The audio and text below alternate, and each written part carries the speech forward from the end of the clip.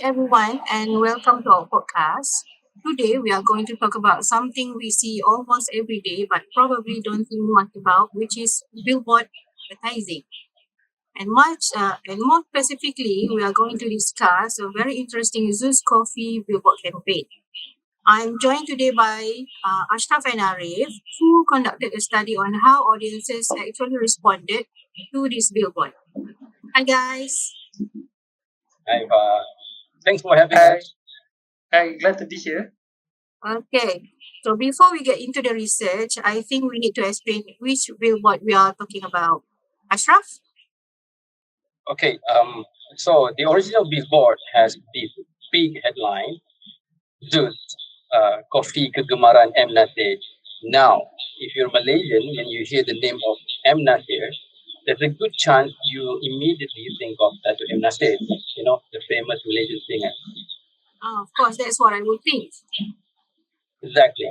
And that's what the advertisement wants you to think. When you read the smaller text underneath, you will discover that they are actually talking about a completely different M. Nasir. He's a mathematics teacher from other staff who like karaoke. So basically, they trick you. Yeah, pretty much. And that's exactly where the humor comes from. The advertisement creates an expectation and then suddenly changes the meaning. Academically, we can relate to something called strategy ambiguity. Okay, that sounds very academic. Academic. So explain it to me in simple terms. Sure thing. So basically, instead of telling you everything directly, the advertisement deliberately leaves some information unclear. You have to think about it and figure out the joke yourself. That can make an advertisement more interesting and more memorable. That's also a risk. Which is What happens if people don't understand the joke? And that's really where our research started. With a billboard, people don't have much time to read.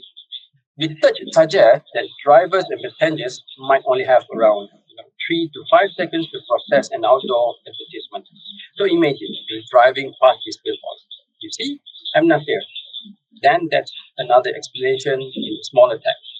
You need to read that, understand the reference, realize it's not the famous M. Nasir to understand the joke. All within a few seconds. so when you explain it like that, that's actually quite a lot of information to process. Exactly. So our question was essentially, is the billboard creative and memorable because it's ambiguous, or does ambiguity actually make the advertisement harder to understand? That's the tension we wanted to investigate. So, what were your main research objectives? Okay, so we had three. First, we wanted to identify how audiences perceive the original ZUS Coffee billboard. Second, we wanted to understand how its ambiguity affected message clarity, brand recall, and purchase intention. And third, we wanted to compare the original billboard, which we can call design A. With our redesigned billboard, we call it design B. So, you didn't just analyze the existing billboard. Now, we actually use the audience feedback to develop an alternative design. And that's important because instead of simply saying the original design is confusing, we could ask, okay, if we remove the ambiguity, does the advertisement actually becomes more effective? So, how did you test that? We use qualitative research approach with 9 participants from different backgrounds. Importantly, we excluded participants with professional art and design training. So, why exclude designers? Because we wanted responses that were closer to how ordinary members of the public might interpret the advertisement. The participants were shown the original billboard and interviewed individually using semi-structured questions. We asked about the first impression, what they thought the advertisement meant, whether they found it funny or confusing, whether it made them interested in ZUS Coffee, and what they thought could be improved. Then we analyzed those responses semantically. So, okay, Arif, give us the result. Did the original billboard work? In terms of getting attention, yes, the M Nasir reference was the strongest attention trigger.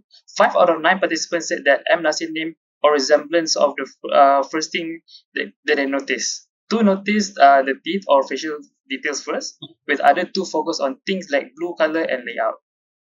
So the joke worked. As an attention grabbing device, yes, and that's an important distinction because getting someone's attention and communicating clearly are not necessarily the same thing. Mm. So what happened when you asked whether they actually understood the advertisement? That's where things change actually. 5 out of 9 had an accurate or near accurate understanding of the relationship between ZUS Coffee and M Nasir. Two misunderstood the relationship, and two didn't form an understanding at all. More importantly, when participants were asked specifically about clarity, only 2 out of 9 considered the message completely clear. The other 7 experienced some degree of confusion. Wow. So most people found it confusing even though many noticed it. Yes, exactly. And we had one particularly interesting example. So is this the participant who thought it was a dental advertisement? Yes. One participant, Meda Asuko from Japan, didn't have the same cultural association with the name M. Nasir. So instead of connecting the image to the famous Malaysian singer, she focused on the close up image, particularly the teeth. And she interpreted the billboard as something related to dental care rather than coffee. It was completely different. Exactly, and theoretically, that's very important. The joke assumes that the audience already has certain, cultural knowledge.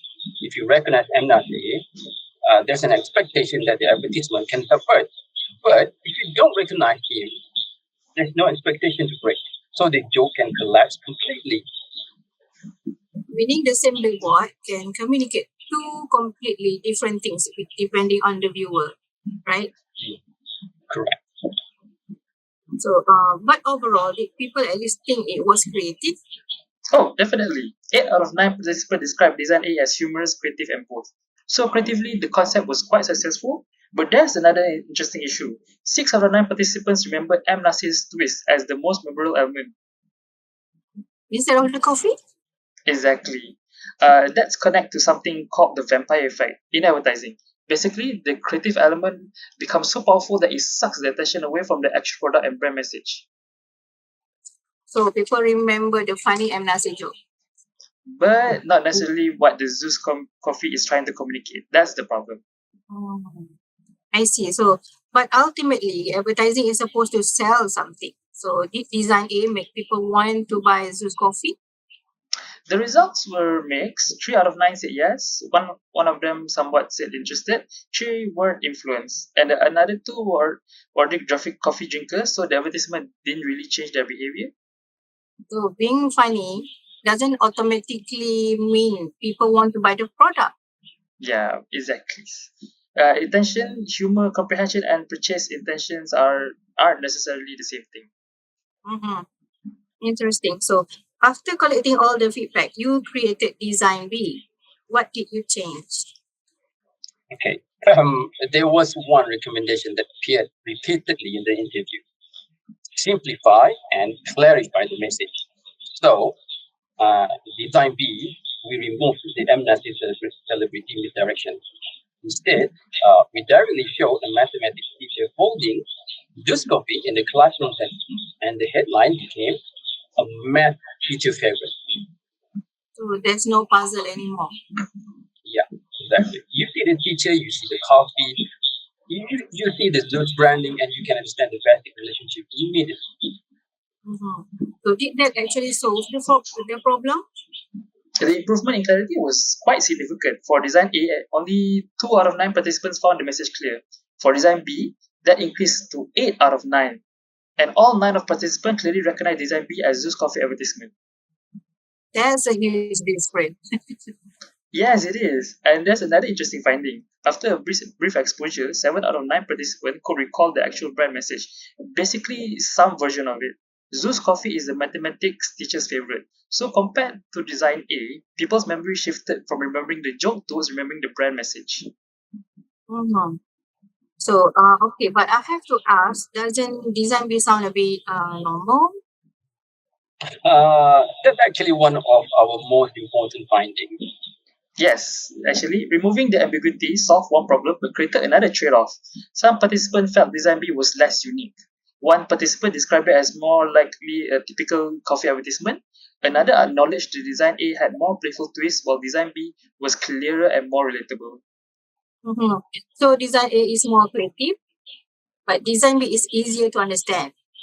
Yeah, that's basically the central findings of our research. We call it the attention versus clarity trade off. Mhm. So then let's settle it. Design A versus design B. Which one won? Okay, so 8 out of 9 participants preferred Design B. Only one participant preferred the original, So why did that person choose design A?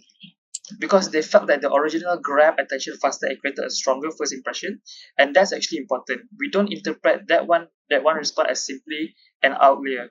It demonstrates exactly what our conceptual framework predicts. Design A is stronger in distinctiveness and immediate attention, while Design B is stronger in clarity and comprehension. Um, so saying design B is better is actually too simplistic. The more accurate conclusion is that the two designs prioritize different communication outcomes. So okay, let's do a quick comparison. Attention, Design A has the most stronger single hook.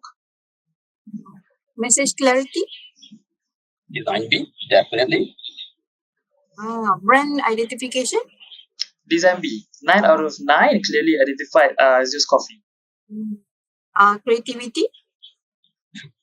Obviously, design A had the strongest surprise element, although several participants still considered design B creative. Purchase intention. Design B shows some improvement. Design A had a 3 clear yes response, while Design B had 5 clear positive response, while several others given qualified or partial positive response. But we need to be careful because this is a small qualitative sample. Mhm. And overall preference. Design Design B. B. 8 out of 9. Exactly. Okay.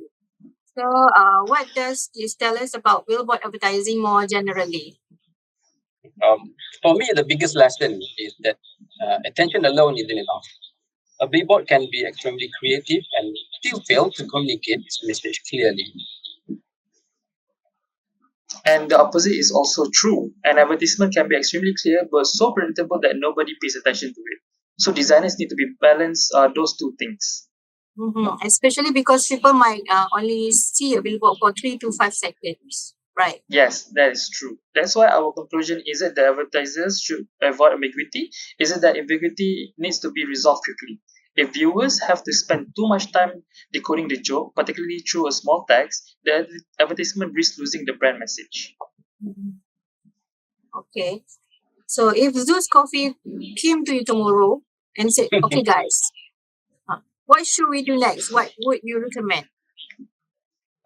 We would recommend a clarity first approach closer to design B, but we would not completely abandon the creativity of design A. Ideally, we'd create a hybrid, keep some of the surprise and humor that made Design A memorable, but make sure that the audience can understand the message visually with a few seconds.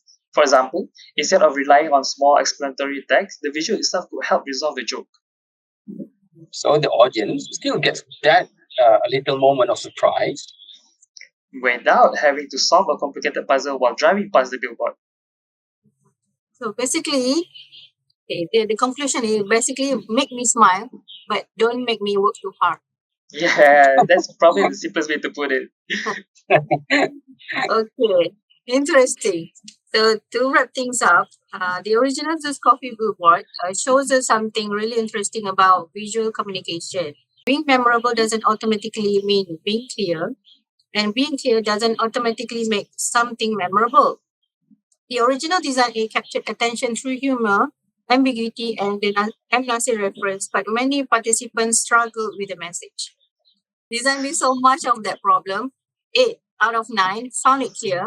All 9 recognized ZUS Coffee, and 8 out of 9 preferred it overall, but some of the original creativity was lost in the process, sadly. So perhaps the real challenge for designers isn't choosing between creativity and clarity. It's finding the right balance between the two. So Ashraf and Arif, thank you for joining me. Thank you very much. Thank you Thanks, so Eva. much It for was having fun. us. Yeah, thank you so much for having us. Okay, thank you everyone for listening. Hopefully, the next time you drive past a billboard, you look at it a little differently. So see you in the next episode. Bye. Bye Bye, bye. everyone. Bye Bye. everyone.